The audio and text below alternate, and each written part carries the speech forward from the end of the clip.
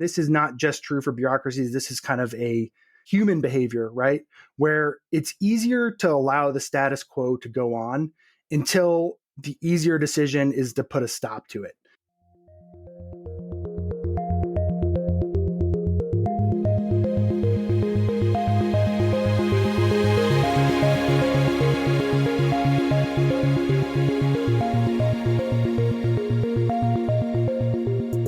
Hello and welcome to Tech Won't Save Us. I'm your host, Marx, and before we get into this week's episode, I just wanted to note that David Columbia, who was a guest on episode 67 back in July of 2021, a while ago now, unfortunately died of cancer this past week. And so I just wanted to say that I think it's a great loss, unfortunately, that we lost David at 60 years old. He was a great critic of the tech industry, of computation. You know, he wrote a fantastic book about the politics of Bitcoin that was far ahead of our discussions about crypto in the past couple of years. You know, he published it back in 2016 that really dug into the libertarian roots of those technologies and, you know, was proven correct when we had this big wave of interest in cryptocurrencies over the past couple of years. David had been working on a book called Cyber Libertarianism for quite a while. You know, I would check in on him every now and then and see how it was going. And I was looking forward to interviewing him on the podcast about the book. But unfortunately, that won't be able to happen now. His editors at the University of Minnesota Press will be finishing that book, and I will be looking for some way to cover it once it is finally released. But I just wanted to note David's passing and to say that, you know, it's a real loss for all of us who care about critical perspectives on the tech industry, because David was often quite ahead of the curve in his critiques, and they were always very welcome, and it was always great to engage with him. So rest in peace, David. And if you do want to know more about David and his work, I've linked something that I wrote in my newsletter in the show notes. So you can feel free to read that and find out some more about David's work if you did want to explore it further by reading some of his articles or books or a talk he gave last year on cyber libertarianism. So with that said, this week's guest is Eric Roesch. Eric is an expert in environmental compliance and risk assessment, and he also writes about the intersection of capitalism, markets, and greenwashing under the name ESG Hound. Eric has done some great writing in the past number of months and years, really, on SpaceX and what it's been doing in Texas as it's been seeking to launch ever larger rockets in that part of the United States. And of course, you know, people might remember that back in April, it launched its Starship rocket, which exploded, but also caused a lot of damage on the ground when it exploded the launch pad and caused a lot of environmental harm in the wildlife area that surrounds it, not to mention the communities where people live even further afield that saw dust dropping on their homes and their cars and their communities.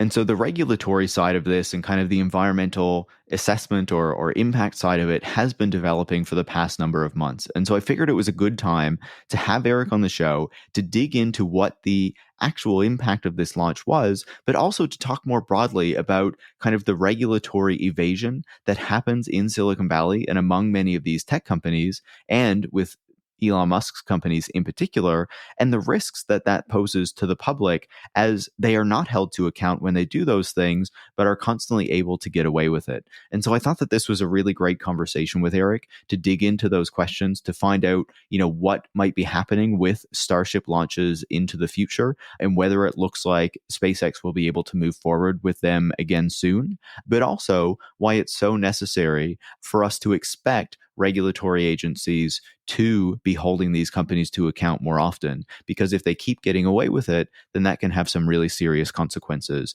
as we, you know, saw with what happened with the Starship launch in April.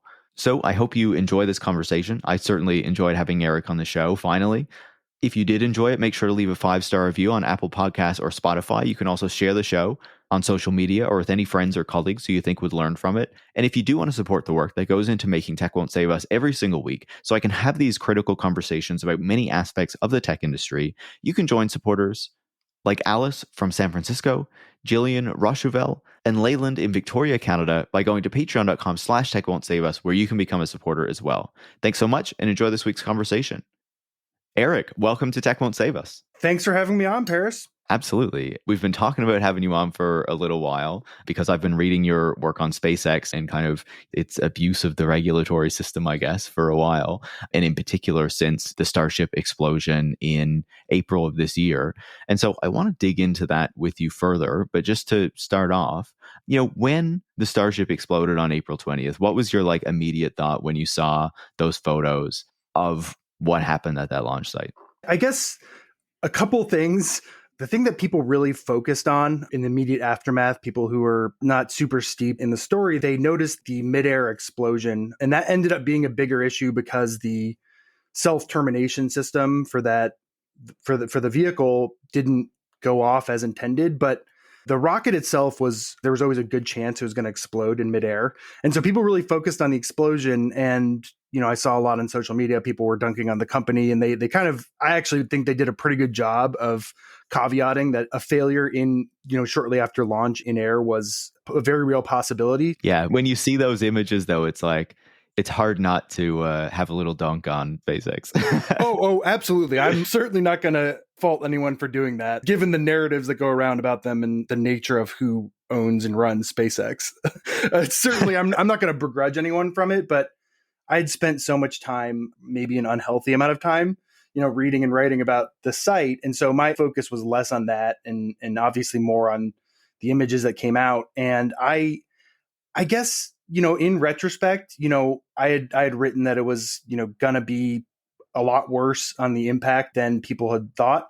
Even I was kind of taken aback. Everyone's, I think, seen the imagery of how much that rocket just tore up foundation and flung just massive boulders of concrete and debris into the ocean, basically, a mile or two away.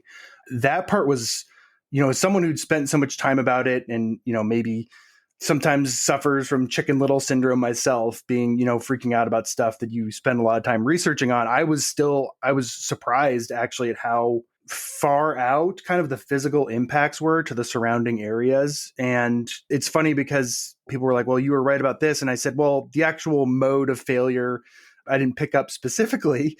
So I found it really, kind of in a way I wasn't surprised, but in a way, just the imagery. And I think this is a really important issue when you're talking about environmental regulations and when the public cares about environmental protection, that there's this really emotional, visceral component of it that is really effective for making environmental change. And you see just giant pieces of concrete with rebar jutting out of them in the middle of a flat next to some scorched bird eggs. And it's got this really visceral component that is effective on the public. And then, I've been in the field for a long time, and part of being in the field is mitigating and preparing people for impacts. But even that visceral emotional response still works on me, kind of to be like, oh, wow, this is like a direct impact of industry on environment as they butt up against each other.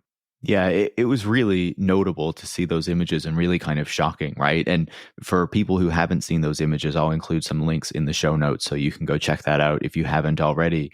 But as you say, these massive pieces of concrete, on the beach next to this launch pad, and the video showing the big pieces of concrete flinging into the water beyond that, which was quite a distance from the launch pad itself. And then, of course, seeing how the launch pad was destroyed by this massive, explosion to get the rockets and to get the ship into the air. And even then, when you saw the debris kind of being dropped on a community that was quite a distance away from the launch site, it was these are major things. And it felt like this had not been disclosed or messaged to the people around the site that the impact would be this great beforehand. Right. And I think that's kind of the key. As I was writing about this as early as September of 2021. I think that's kind of the core issue here, is that, a lot of people who don't understand how policy and how law and how some of these environmental review processes go, they come to me and they say, well, Kennedy Space Center in Florida is surrounded by wildlife. They light off rockets. And so what's the difference? And I think that's the whole story, right? So you talk about Port Isabel, which is about 5 miles as the crow flies, is that the closest, actual suburban, or I guess, a suburban area where people live from kind of these big launch pads, which are kind of nestled back in Kennedy Space Center in Florida, there's something like 15 to 20 miles away. And so kind of that part is one thing. And the second part is really just the way the site itself is situated. I think if the media hasn't done a great job of really focusing on that, is that Kennedy Space Center itself is just thousands of acres. And then the individual launch pads where you see the whole area cleared out, they've got the infrastructure in there. The area of those pads is something like 4 to 5 times bigger by area than what SpaceX is working on there, which is this postage stamp of land. I guess it's notable to say there as well that like at Kennedy Space Center, at least for the moment, the rockets being launched there are smaller than what this Starship is, which is kind of breaking the record for the largest rocket that has been launched from planet Earth, which was previously held by the Soviets back in like the 60s or 70s or something, right? To be clear, the Artemis rocket is 75 to 80% of that size. And so, yeah, that is certainly an interesting point too. But yeah, I mean, the land that's directly surrounding Starbase is owned by the state. It's owned by a few federal agencies. There's a war memorial there that's owned by the Department of Interior, the National Park Service. And then a large chunk of the land is owned by the federal government and exists as basically a protected wildlife habitat. And so Kennedy Space Center was allocated back in the 60s, obviously, and they were given a lot of land here. But SpaceX basically bought a tiny spot of land. And instead of developing that land, working with locals and maybe purchasing more land and planning for it over a long period of time, they basically just put all their stuff in this super cramped area. And then they're like, well, these consequences outside of our launch pad, the public just has to suck it up. And I think that's where this is a totally different situation. They're simply just not, they're not the same thing. And the fact that NASA is a federal agency run by very smart people, and they kind of have this history of actually pretty good environmental protection, especially in the last few decades, having them, coordinate all the different activities that occur at Kennedy Space Center is just such a stark contrast from this down in Texas, where basically SpaceX is responsible for all components of it. And the FAA is okay with basically rubber stamping stuff that NASA does because NASA does the right thing.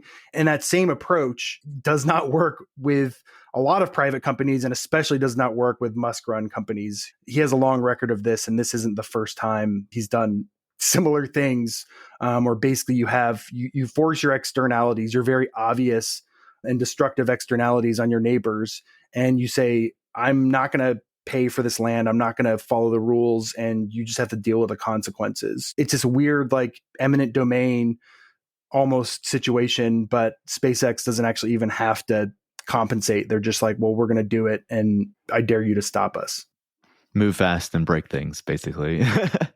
Right. Yeah. And I think that's really interesting because right, Musk comes from that kind of tech culture you see that's really especially relevant in Silicon Valley. And look, I worked for oil companies, and I'm not going to downplay externalities they've had, and certainly don't want to, excuse any behavior by that industry because there's plenty of problems. But kind of on the surface, they've learned over the years to at least nominally on the surface, say or act like we're going to comply with the rules, and because the consequences of not doing so have been kind of more painful as time goes on. And I think the tech analog is really interesting because we saw it first happen with software. You look at Facebook and basically helping to normalize or cause large genocides in Southeast Asia. And so you see those consequences, and it took us a while to realize the connection between those two things. And that was more of like a software, human engineering, human networking type of thing. Not that it's not dangerous, because it certainly is. It's less obvious, and we haven't seen it, kind of in the past before. And then I think the middle step is if you look at basically what Uber did, right? So Uber and Lyft, to maybe a slightly lesser extent, but they walked into jurisdictions that had very clear rules about what a taxi could be. And they said, too bad, we're just going to do our thing, and I dare you to stop us. And obviously you saw the consequences of that. What's interesting is that Musk is doing this with hard industry that has had regulations for a long time, and people have kind of understood these consequences. But it's just wild because it's like we're inventing some of the stuff that the Koch brothers were trying back in the 1980s. He's just like rediscovering this kind of 1980s Ayn Rand inspired, paying the fine after the fact is a lot easier than actually complying with the law. It's kind of like what's old is new again. I find it really interesting that it's like it took us, almost the tech industry just getting all this money where they took it from software to then things like ride sharing and taxis. And now they're doing it with these very hard industries that have, use a lot of chemicals that have a lot of very obvious impacts in the environment. And it's like he's trying to do that again, and it's kind of working. And it's very strange to watch as kind of someone who's spent a lot of time and has degrees in studying things like environmental law and policy. It's really interesting to watch. I completely agree with that, right? And it's really fascinating to think about how these tech companies, as they have kind of increased the power and wealth that they have been able to kind of replicate things that we have seen other industries doing to ensure that they can make their profits and they can do what they want, and they'll just ignore kind of the regulatory state. And, if they need to pay some fines later, that's not a big deal, because the amount of money that they're actually making compared with the fines that are often levied at them is just so kind of infinitesimal, right? Like they make crazy money and the fines are just so small that it really doesn't matter, which is why you see Amazon, like, they're happy to pay fines for like worker abuse and, not providing good conditions in their warehouses. We see them pay OSHA fines and things like that. And like, it's nothing to them. And we've seen this with tech more generally where, time and again, like you say, the Uber example, they move into these industries. They claim that they are different or distinct from what has existed there in the past. And so they feel like they're able to just run roughshod over the rules and regulations that apply. And unfortunately, regulators seem to be just totally okay with allowing them to do that, right? As is the case, or as seems to be the case with SpaceX and this Starship launch, where it almost seems like, NASA is like public sector, right? So they are forced to abide by a particular kind of regulatory framework, and they kind of have to do that because they are a public agency at the end of the day. Whereas because SpaceX is a private company and SpaceX is trying to do this in a more quote unquote entrepreneurial way and like use this tech mindset, that it's happy to like just run roughshod over these regulations and dare the regulators to come after them. And in many cases, they're just not willing to do it. Right. And I think really fascinating part of Musk himself, and I've brought this up a few times before, is that his currency, right? And this is, maybe early to mid stage, just straight up running an oligarchy, is that his currency, right? So his wealth is kind of ephemeral, right? So we talk about him like having to pick through the couch cushions to pay, a few $100 million for Twitter. And then we keep in mind that this man is, worth somewhere between 100 and 250 billion dollars. And it's like, well, where's the disconnect there? And the disconnect is that, so much of his wealth is tied into equity markets. And I think you can kind of go back to basically, corporate and actually government pension plans in the 1980s were transitioned over to the IRA, right? To this 401k type format. And that made Americans in particular really sensitive to equity markets. And so now you've got basically Tesla, the actual operation itself is not too big to fail. There probably aren't enough jobs. They don't make enough cars for it to be kind of this too big to fail, similar to what GM was in 2009. But because, right, if you look at like the S&P 500 or the NASDAQ index, which is a huge portion of so many people's retirement funds, you're talking about Tesla being like, 4% of it, right? And so it's this really interesting dynamic that it's like, I think there's some small part of it that is like, if we stop this guy, then we're going to, nuke the markets and we're going to lose re-election. And it's really this, I mean, I don't want to claim that's all of it, but that's certainly a large component of it. And so that's kind of the financial incentive to not do it. And that bleeds over to government policy. But on a more like specific front, people really talk about fines for individual bad actions on a regulatory front. Like you talk about OSHA or EPA. And even kind of going back to that Koch brothers example, I've brought it up a few times before, is that they basically came out and said, one of the Koch brothers, I think it was David actually, back in the 1980s, the refinery in Minnesota was discharging a bunch of ammonia into the groundwater. The cost to add a refinery unit that would prevent this was, in the hundreds of millions of dollars, and their maximum fine per year was like capped at 5-10 million. And they said, look, if I do a calculation on, return on invested capital and then the cost of financing, it's cheaper for me to just pay this fine. And that was a large fine back then. But even the Coke companies finally realized that there were other costs, reputational risks. And then the DOJ started getting more aggressive with EPA about doing things like having consent decrees where if you bad enough actor, they would put you into a debarment or a consent decree permit. And I've worked with companies that have been undergoing this. And what the federal government says is forget the fines. If you don't comply with this program and fix stuff structurally, like, with how you comply with the law and have, internal whistleblowers and all this stuff, we're going to take away your license to do business in the US. Like for pipeline companies, it's a really strong tool because the Commerce Clause allows the DOJ to say, we regulate interstate commerce. And if you want to run a pipeline company, we're going to put you through this exercise. And so the risks are less on the actual fines for the individual bad behavior, and they should be more focused on reputational risks. And then again, stuff like the government saying we can take away your license to do business.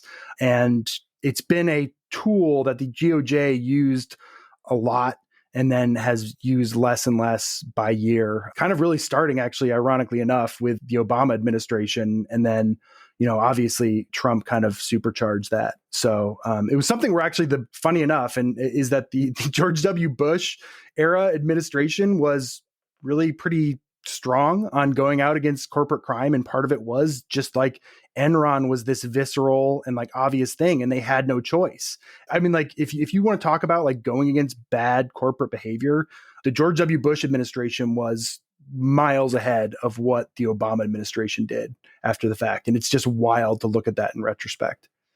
Absolutely wild. But as you say it, like I'm also not super surprised, like unfortunately, like, seeing the Obama administration more generally. I do want to use that to kind of pivot back to what we were talking about with SpaceX, though, because you were talking about how, one of the tools that these regulatory agencies have, whether it's the DOJ or other ones, is to actually stop these companies from being able to do business. And of course, one of the issues that SpaceX faces is that it needs these licenses to be able to launch.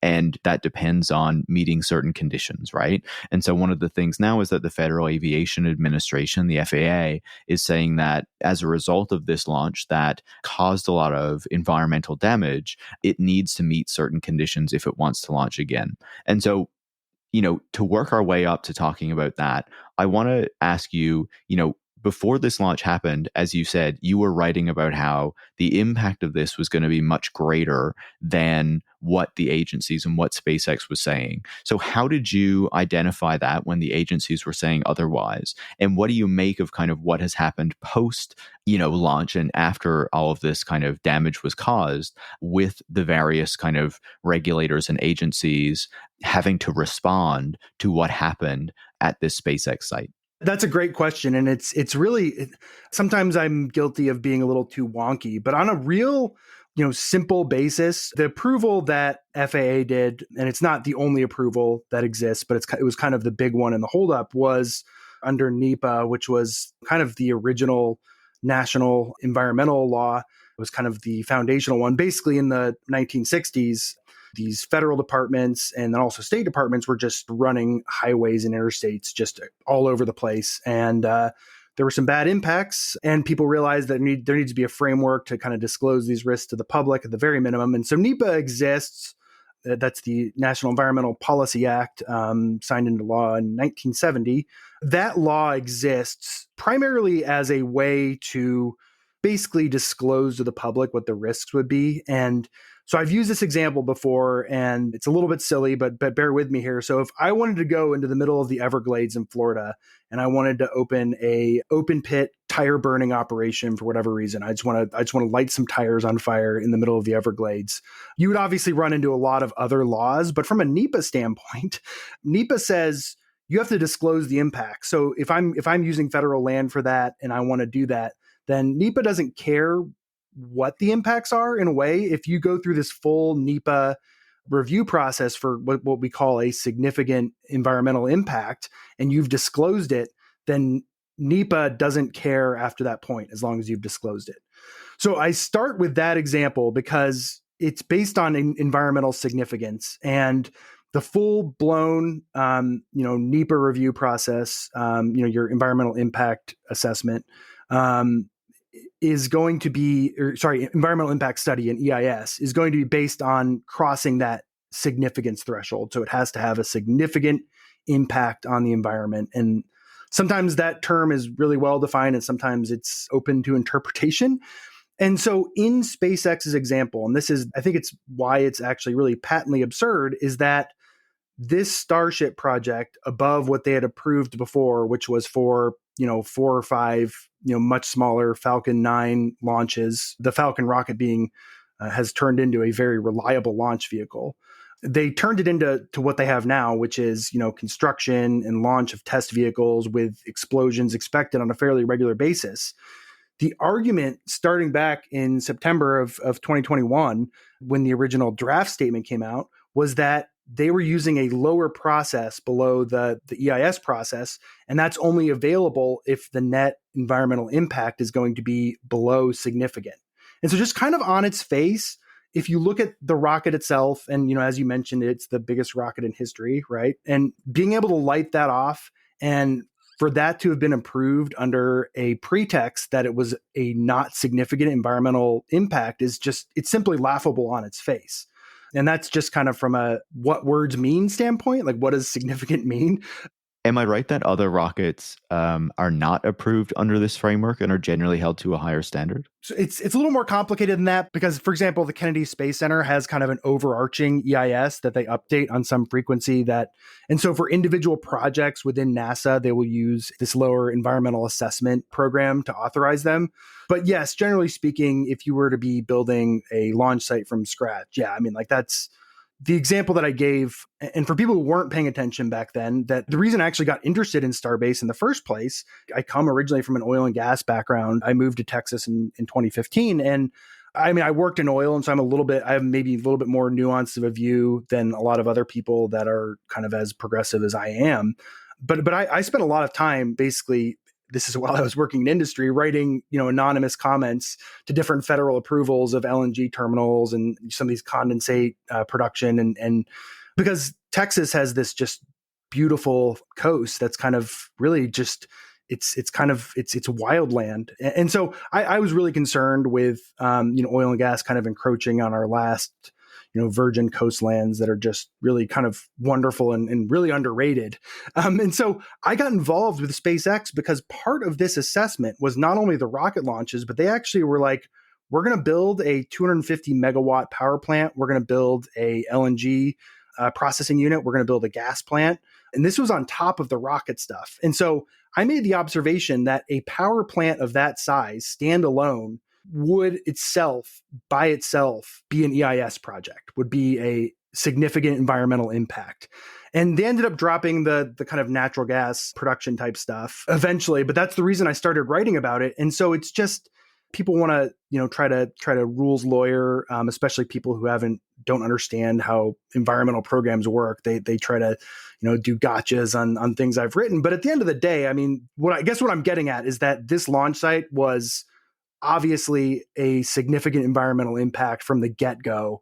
And that's kind of where all these failures came from. So we talk about things like the impacts in the surrounding area not being disclosed properly. That's as a consequence of them doing this review. And when you do the review, you're supposed to say, what are the impacts going to be? And then we discuss them realistically. But it was pretty obvious from looking at all the different communications and documents I've looked at, was that they were gaming to write the impacts in a way that they would come just below this environmental significance threshold. And what it does is it creates a situation for you to outline in your maps less area that would be impacted by debris. You minimize these impacts because you want to pass it through.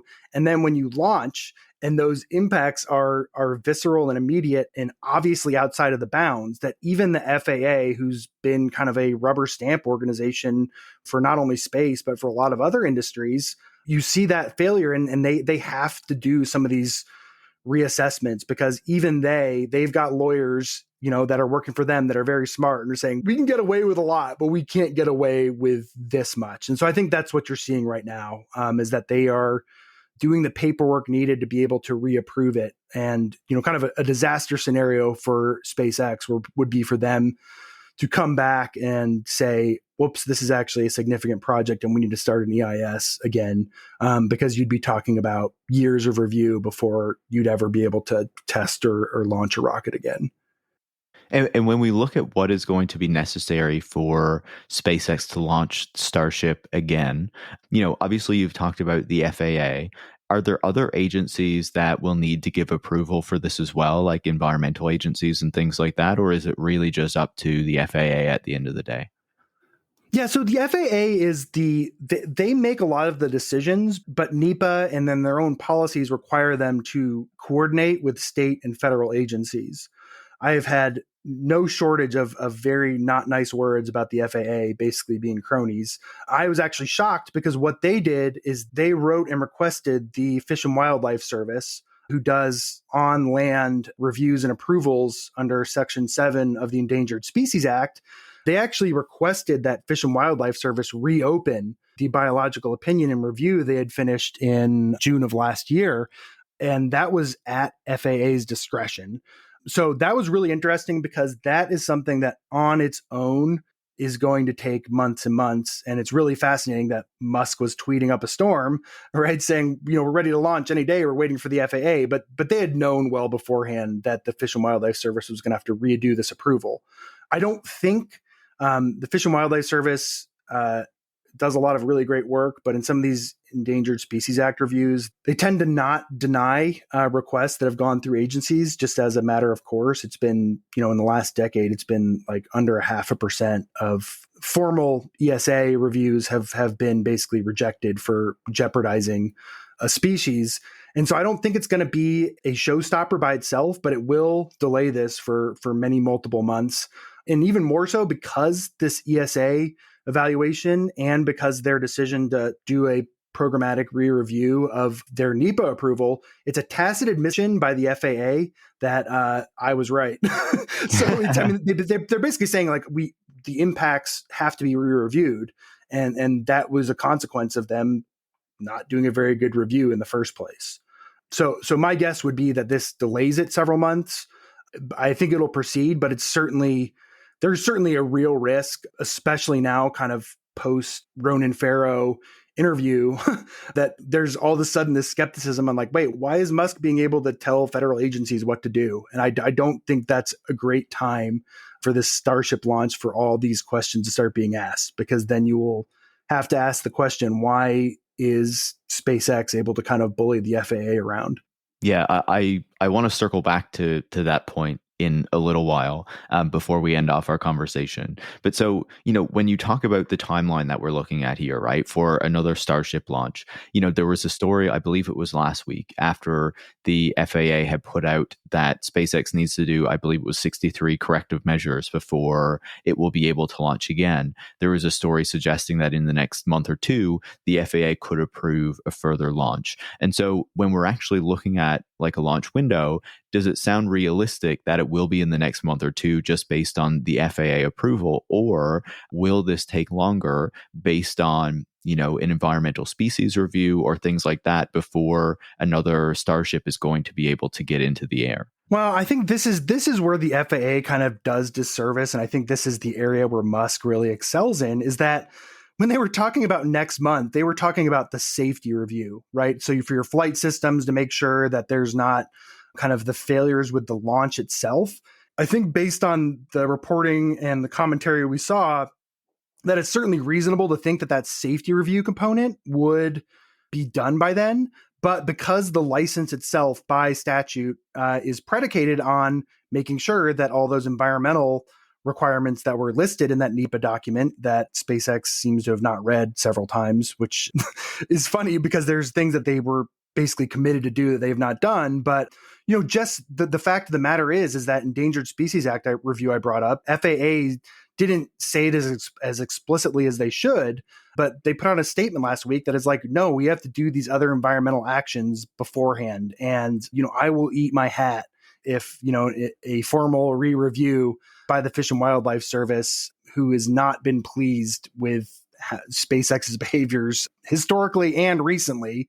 There was a great piece in Bloomberg. They got a great FOIA dump from officials who were just kind of aghast at it. The idea that the Fish and Wildlife Service would even have the resources to speed through a compliant and correct Endangered Species Act review, it's ludicrous. So, technically that next month was correct on the safety front, but a lot of things goes into them issuing a license, and there are going to be environmental holdups. And that one is, maybe even smaller than the one I've brought up recently, which I've actually been talking about as a potential risk for a while, which is that, they installed a water, sound, and heat suppression system, and that water is going directly off of cooling the rocket and is being directly discharged into a wetland or waters of the United States, which is pretty obviously a violation of the Clean Water Act, and they're not allowed to do it.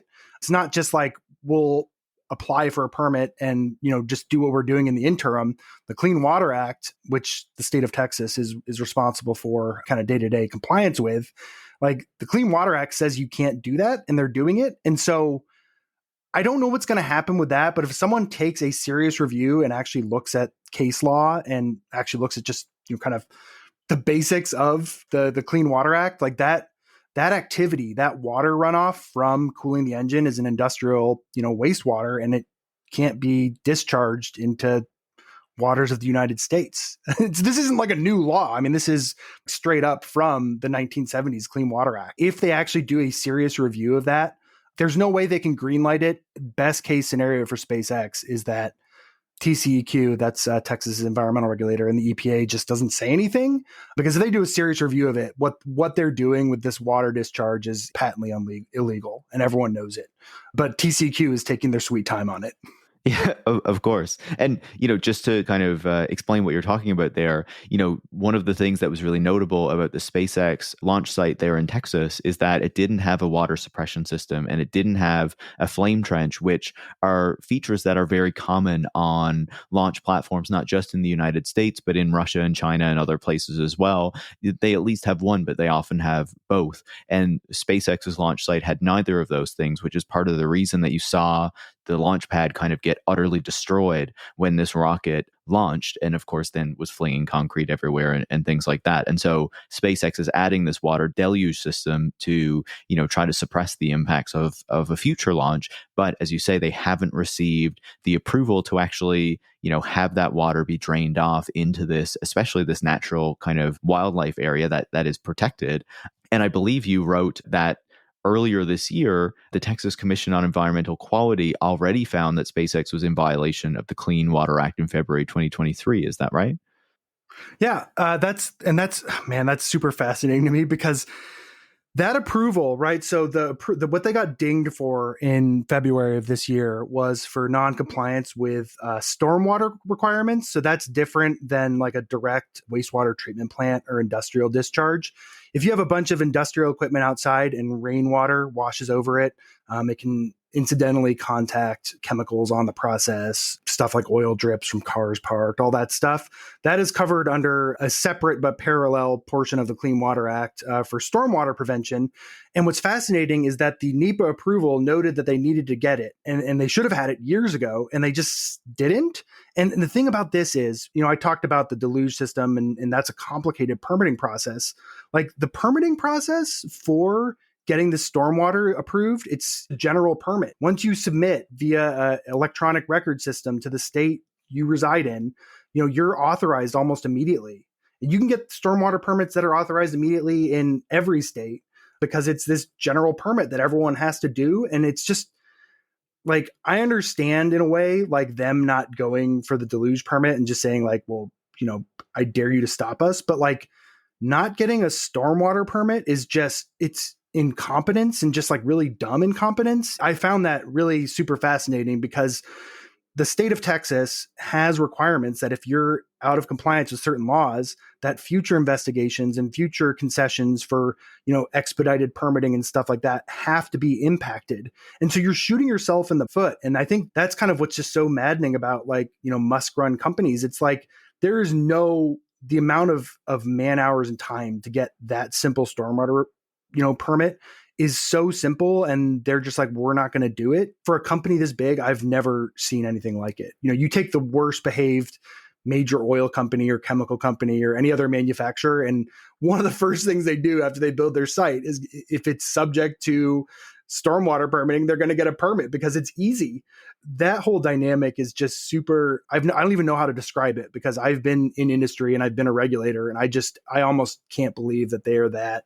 I want to say they're foolish, but it's almost like it's just like stubbornness that kind of permeates the entire Musk Inc. Across all his companies. It's almost like a dare, to Yes. try to come after us, right? This obvious thing that we should be getting that we're just not going to bother with. And if you really have a problem with it, try to stop us, basically, right? Right. I want to ask you about a couple other things before we pivot back to like the kind of wider questions here. And that's, the FAA was sued by environmental groups in May. SpaceX joined that lawsuit later as a result of kind of what happened at this launch site and the environmental impacts that came of it. And when you kind of analyzed the earlier, environmental submissions for this launch site, you found that they were based on kind of thrust that was 20% lower than the rocket that was actually launched. And it was known ahead of time that, this rocket that they were launching was going to be greater than the models that they were using and had submitted environmental impacts based on. And so what do you make of what's going to happen there? Like, will this lawsuit mean anything?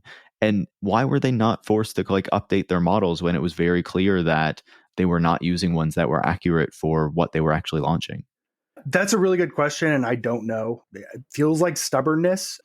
On the lawsuit itself, I think there's two ways to look at it. And one is that I think FAA's decision to, maybe be a little bit more aggressive than they could have gotten away with in terms of requiring additional review this past week, the statement they put out, there's probably some influence that the existence of that lawsuit is having on that, right? They want to make sure before this goes to litigation, we want to show we're being good actors. So I think that probably played a role.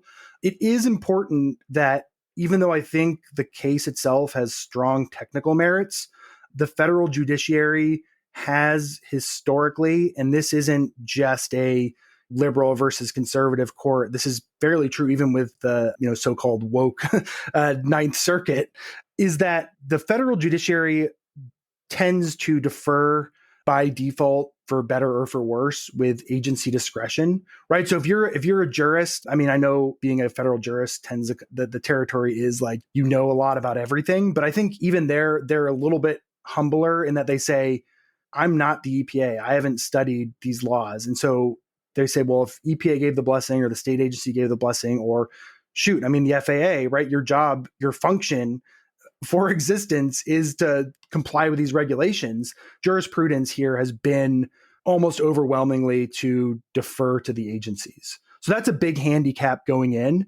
And so I think if you have something that's just hilariously wrong, especially after you've seen the impacts that we saw, would be just really great fodder for a judge just say, okay, this is actually an example of, we tend to side with agencies for, because that's just what we do. But I think that may be one example where if it's like so absurd that, the judge would actually say, no, we need to go and you need to go back and do an EIS, something like that. It's no surprise to hear that the judiciary, isn't very hard on these agencies. I talked earlier about how the FAA has expected 63 corrective actions of SpaceX in order to allow it to launch again. Is there anything that really stands out in those 63 actions that might be kind of major, or is it pretty standard stuff? I mean, I would be going way over my skis in terms of expertise. There are a lot of very silly and not knowledgeable SpaceX fans, but there are lots of very smart ones. So I think I'd be probably getting too in over my skis because those corrective actions mostly had to do with protecting the public from the rocket launch itself instead of those externalities.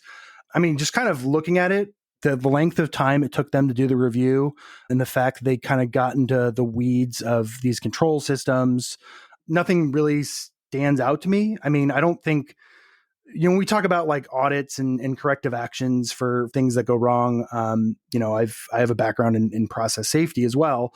One action item can be more difficult than the other 62 combined.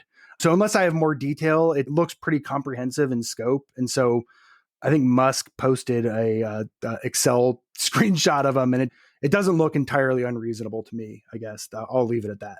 Yeah, no, that's fair. So, kind of zooming out again, we've talked specifically about the SpaceX case. One of the things that has really stood out in the comments that you've been making is how Elon Musk and his companies in particular tend to avoid these regulations, tend to not care about the regulations that governments and agencies are expected to apply and that these companies are really expected to follow. And of course, that does have consequences, but it seems like in many cases, judges and agencies are not holding these companies to account when they do breach these rules. And so what is the consequence of not actually enforcing these rules on these companies and consistently allowing them to kind of skirt these regulations and get away with it? I think my concern is, and this is actually going to be hopping entirely away from the regulatory sector, is that I don't know if you've seen, there's been a bunch of really smart pieces where people have noticed that other tech CEOs are starting to talk like Elon Musk. Yeah, absolutely. So given that, it's not surprising, right? If you look at how much market capitalization, the share price performance of Tesla, it's not surprising you would see people try to ape him, right? I look at that, and my concern is that we talk about Uber, we talk about Amazon, we talk about some of the union busting by Starbucks in particular has just been silly. And so it's not like it doesn't happen before, but they still like, right? So if an agency comes in and yells at Starbucks, they'll still go through their legal department and they'll say, they'll try to make a argument why this wasn't a problem, but at least they like try to comply with the rule. Well, I don't want to say that because Starbucks in particular absolutely has not. So I don't know if it's the best example, but they at least like most companies like try to at least like pretend like they're in compliance. And my concern is that if we're talking about aping Musk, that it kind of rolls over into the regulatory sphere, that instead of having these conversations that are, kind of at least like polite and discussing the actual topics and laws at hand, that you just have a CEO that becomes, memes himself into popularity on social media and then just says, it's a conspiracy against my companies. And Musk has already gone down that road. And my concern when it comes to that is that there are others who will follow in his footsteps, which is, it's a different kind of risk to the people's faith in regulatory systems, which is already kind of fractured. And, not to go back to Obama too much, but I would point to the breakups of those Occupy Wall Street events, following the great financial crisis, and then the lack of enforcement for, kind of the head honchos of companies that destroyed our economy. I think you can kind of point back to that as maybe a turning point in that. And then Musk is kind of leading the charge on taking it to a new level of absurdity when it comes to just, I don't care what the rules say. Yeah. And then you also have the difficulty, I guess, where people like Elon Musk and many of these tech companies are fabulously wealthy, have a ton of capital that they can use to push back on any attempts to make them follow these rules. Whereas the regulatory state and these agencies have been consistently cut over time, do not have the necessary staff to really go through even what they were supposed to be dealing with, let alone any additional requirements that would be placed on them. So if you do have this kind of corporate sector that is increasingly learning from someone like Elon Musk and trying to further challenge rules and regulations that exist to protect the public, then all of a sudden already like the regulatory system is not properly resourced to be able to deal with that. But then that becomes even more difficult and it's easier to get away with it because the government and the regulators and the agencies have been so kind of slashed over the past number of decades. Right. And it's not just a headcount situation. I mean, that's certainly part of it. It's really just, it's this fear, and this is not exclusive to Musk. And I think he's kind of unique in how much attention he's brought to it, and kind of him, as I mentioned, trailblazing. It's this, there's actually a pretty good case to be made by kind of the libertarian right. And I hate to say it, but, a lot of these regulations in practice, especially I've done work in California is the perfect example because, people always complain about the regulatory state. There's absolutely some truth. The actual enforcement of regulations exists as kind of this tax, right? It's not just the companies treating it this way. It's that the regulators treat it that way. They're like, well, here's your fine. We'll move on. We're writing you a check. This is your tax. And so there's a really good case that that's how we've moved towards. And I would rather see less of that and more of putting executives in jail who actually blatantly disregard the rules and actually punishing companies by doing things like threatening to debar them from doing business in the United States. I would rather see less kind of nitty-gritty paperwork violations. Not to say that those rules aren't important in some ways, but I would rather see less of that and more of you go after the people that have systematic regulatory failures that are actually causing significant impacts to human health and the environment, and you go after them hard. I would rather see that kind of type of enforcement well predates Musk. So it's not just him, but that's something that I would, as someone who's been in industry and who's been a regulator, I would rather see more of that kind of action than kind of this taxing scheme, which is how it actually works out in practice a lot of the times. Yeah, even as someone who is not in industry, I would prefer to see that as well.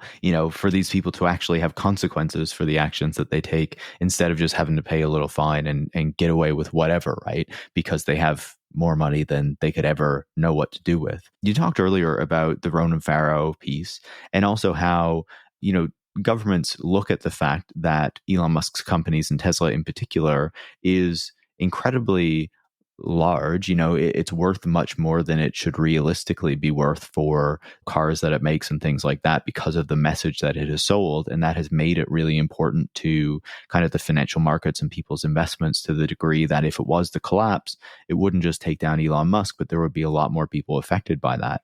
And so I wonder what you think about the different aspects of what kind of keeps Elon Musk from feeling this kind of regulatory scrutiny and the power that he has accumulated to be able to push these things off, right? Like when you have a private company that is solely responsible for American launches to the International Space Station, is one of the main providers of launches for satellites. And now its Starlink is kind of essential for military campaigns for like the Pentagon and things like that, which we've seen in the recent kind of Ukraine, reporting on what was going on in Ukraine. What do you make of how much more difficult that makes it to hold someone like him to account? I think it obviously makes it a lot more difficult. And this is kind of my concern is, I talked about oligarchy and this is really, kind of the end game of capitalism, right? It's been discussed, right? And so, people who are cheerleaders for, unfettered capitalism will be like, well, this is crony capitalism, but really, the end game of capitalism as people amass resources and as companies merge and we have this huge focus on a small number of companies being responsible so much of our economy, as a consequence, you have just explicit capture of the state. And so I would say that's a natural consequence of, amassing capital in an increasingly small number of people's hands. On a basic level, that's super important. But I think when it comes to government action, I think the Ronan Farrow piece was so important, not because it actually, there were really no like bombshell revelations. There were a few of really surprising quotes, is that the consequence of that is that he put it together in a way where people are like, holy shit, this guy controls so much and has so much power, not just soft power, but like hard power. And I think when it comes to regulators deciding to actually do something and put a stop to something, I think it's best to discuss it in terms of what I call bureaucratic inertia, which it's easier. And this is not just true for bureaucracies. This is kind of a human behavior, right? Where it's easier to allow the status quo to go on until the easier decision is to put a stop to it. So you keep rubber stamping stuff because it's easier just to keep, if shit ain't broke, we're not going to fix it, right? But then when it becomes so personally embarrassing, or you're the person making that decision at the regulatory agency and you say, oh shit, if I sign off on this, I'm going to get called in front of Congress if something goes wrong. And so I don't know where that, inflection point is, but it exists. And I truly believe that Musk will keep pushing it until he crosses that line. And I think it won't be obvious in retrospect, but it would not surprise me if this Farrow piece, kind of tying together how much influence he has, does all of a sudden people in the DoD and NASA and FAA and the EPA say, if we allow this and something bad happens, like not only am I going to get called in front of Congress, but then we'll be able to point out to say, hey, look, everyone was saying this beforehand. How could you have not known? If I'm going to speculate, that's kind of where I think the importance of that comes in. And you see it. This is like, it's the whole history of regulatory action, right? The Clean Water Act only exists because people have been, noting, obviously, water pollution for years. And in fact, funny enough, TCEQ was a spinoff of the Texas Railroad Commission, and they were actually one of the most aggressive environmental regulators. The state of Texas, because there was so much dumping of oil in basically waterways, Texas was actually probably the most progressive and innovative regulator of all time when they first started up. And this is like in the early 1900s. But it's really funny to think about that you have these cases, and going back to the Clean Water Act, kind of the inciting incident people talk about is that the Cuyahoga River that runs through Cleveland was catching on fire on a regular basis. And so when I talk about the visceral impact, right? So I talk about the concrete, and then the scorched bird eggs and whatever. Regulatory action happens when there's good coverage by the media, there's a visceral emotional connection to it, and there's an obvious person or cause you can point at. So I think that Musk for himself will at some point cross that Rubicon. I don't know if we're there yet, but it certainly feels close, but I've been wrong before. Yeah, I completely agree with what you're saying. I've been feeling that for a while. Like, what is the moment? Like, what finally pushes this over the edge where it becomes untenable to keep allowing Musk to get away with these things, especially as kind of the reality of who he is becomes much more apparent, right? And I agree that the Ronan Farrow piece was important for that, even though there wasn't a whole ton of new things in there for people who follow Musk closely. It still kind of presents it in a way that is very revelatory for a lot of people who haven't been following him in that way. And so I want to close with one more question, because we've been talking a lot about environmental regulations throughout this conversation, right? Related to Elon Musk, but also much more broadly. And before we started recording, you were talking about the importance of considering climate change in light of all of these things, right? Because it's not just that we have this kind of static environment that is staying the same, but we're seeing these kind of rapid changes in weather systems and what we kind of expect from our environment as climate change accelerates, basically. So how do you see that as playing into this larger conversation around environmental regulations in this moment? It's actually funny because I enjoy giving myself brainworms. I've been watching just on occasion some content on like Rumble, and just to kind of get how are people talking about climate. And you see it, I think, happening a little bit in that it's this recognition that something is wrong. They've not, obviously, these kind of, right-wing crank conspiracy types have not correctly identified the issue. It's boring, and we've known it forever, right? Which is that we have to decrease carbon emissions. But I think it's going back to that exact same thing we talked about with the river catching on fire, is that climate is super nuanced. Yes, weather patterns from year to year change. But I think it's that point where something happens and it's undeniable. And sadly, with climate in particular, that once it becomes obvious, we've maybe gone too far down that road. A lot of these other systems, you talk about things like, lead emissions, right? Within a few decades, it was really obvious that lead was causing, developmental difficulties, was causing death, was causing all sorts of horrible things. And, we've done a tremendous job in cleaning up our air in the United States in particular, even as car ownership has gone up, even as refining capacity has gone up. Like a lot of these ambient conditions were systems that could be healed over a kind of more relatively short time span. It feels like that's not possible with climate. And I guess I don't know what we do about it. And kind of as a closing thought, going back to market capitalism, I think the thing that freaks me out more than anything is that a couple of years ago in particular, you had a lot of these oil companies that they would say, well, net emissions globally are going to go down, right? But if you talk to each individual company and you look at them, each of them would say, well, but our production is going up. So what they're saying is they're talking out both sides of their mouth, because they're saying, if your production is going up, and this was even before considering things like carbon capture, you're saying we're just going to capture more of the market. And that's the fundamental problem with how markets are structured globally and then in the United States, is that if you're a public company, you either grow or you die. So the reason that Tesla has such an extremely high valuation is some of it is fantasy thinking, bubble thinking, whatever. But part of it is that Ford and GM stopped growing. And so that's why they trade at such low valuations. And Tesla is well behind them. I don't think they'll ever catch up, but they have this huge multiple put on them because they see growth. And so kind of going back to the oil companies, we can't, and this is what really frustrates me about climate, is that the people that act like it's fake or just against any sort of action whatsoever, they're like, we shouldn't do anything because it's fake. And then a lot of the advocates are like, well, we need to shut all oil down tomorrow. And that's just not possible. This has to be a 10, 20-year process where we get to, maybe 10 or 20%, a few decades down the line, and we'll be ahead of our targets.